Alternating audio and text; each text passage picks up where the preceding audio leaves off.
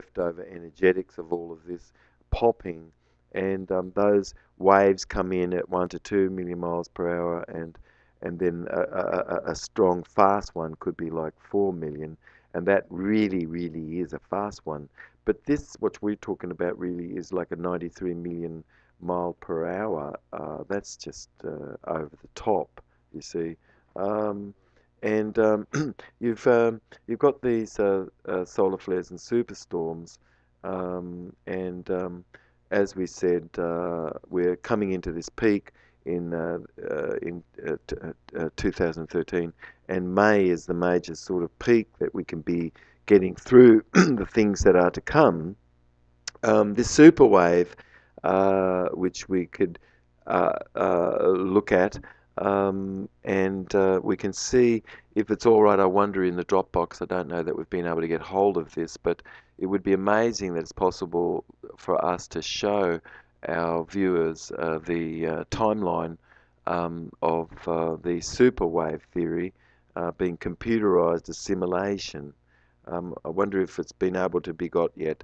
But in this computer simulation, there's a little time clock, and that it's all been put. But that the year 2013, in January the 24th, we can see that something is really, we get really hit quite, and then uh,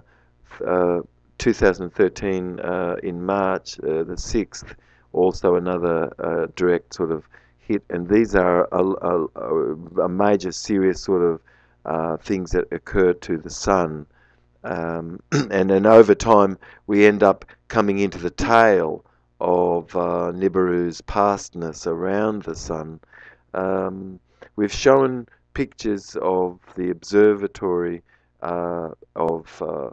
Nibiru being photographed, and the times that it was said that it could be seen in Hawaii, and that is some very beautiful images of Nibiru rising in front of the sun. The magnetopause event that we had, which was very radical, really has caused a serious revising of energy that's gone into, and resource-wise,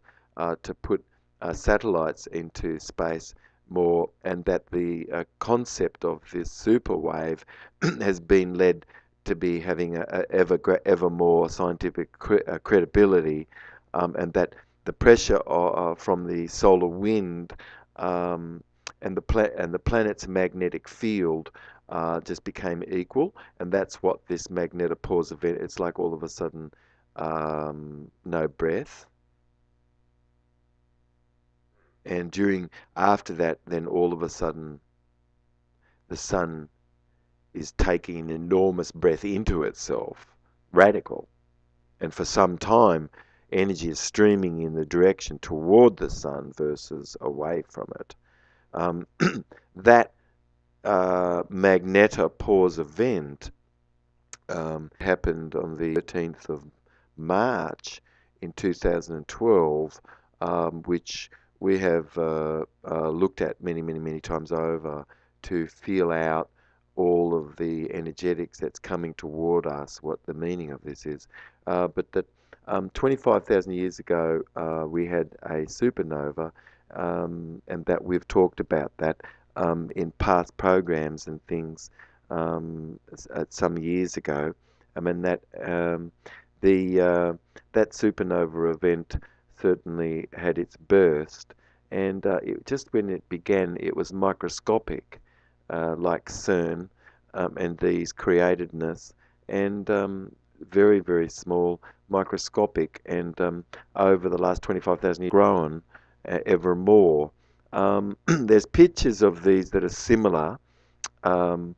because we would have to have a satellite picture of our own galaxy to see the shape of what this is, but that this is ever more as a result of various information that's come in from telescopic images of the soup density and nature of the that everything is floating in that space exists of, uh, and similar seen blue light, ultraviolet waves that are coming out of galaxies could be cylindrical, and then the one that we have, which